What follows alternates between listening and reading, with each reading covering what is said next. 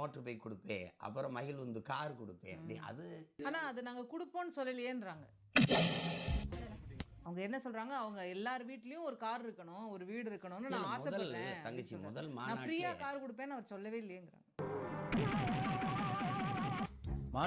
முதல் மாநாட்டிலேயே இப்போ வீட்டுக்கு ஒரு லட்சியம் கார் அப்படின்லாம் அது எப்படி எப்படி வரும்? வீட்டுக்கு ஒரு லட்சியம் எப்படிங்க?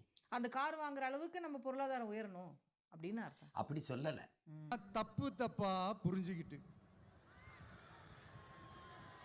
இப்போ சொல்றேன், விளக்கமா சொல்றேன். கௌரவத்தோட வாழணும்னா அவங்களுக்கான வாழ்க்கை தரம் உயரணும்.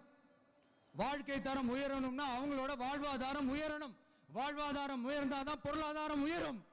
பொருளாதாரம் உயர்ந்தாதான் வசதி வாய்ப்புகள் உயரும்.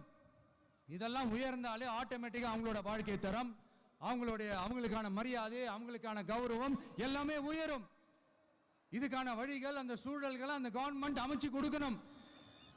இதுக்கான அந்த திட்டங்களை செயல்படுத்தணும். இதெல்லாம் செஞ்சாதான் இந்த அரசாங்கம் ஒரு நல்ல அரசாங்கம். இதைத்தான் சொன்னோம்.